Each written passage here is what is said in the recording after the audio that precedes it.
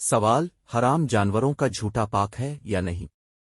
اگر حرام جانور نے پانی کو جھوٹا کر دیا تو اس پانی سے وضو، غسلہ، کپڑے دھونے اور دیگر کام میں استعمال کر سکتے ہیں یا نہیں؟ جواب: حرام جانوروں سے کون سے جانور مراد ہے؟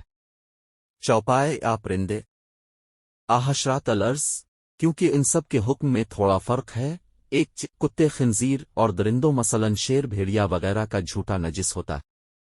کم پانی میں اگر یہ جانور منہ ڈال دیں گے تو وہ پانی نجس ہو جائے گا، اس سے وضو، غسل کرنا یا کپڑے دھونا جائز نہیں ہوگا۔ دو بلی، کھلی گھومتی ہوئی مرغی اور پنجوں سے شکار کرنے والے پرندے جیسے عقاب، چیل وغیرہ، ان کا جھوٹا مکروہ ہے۔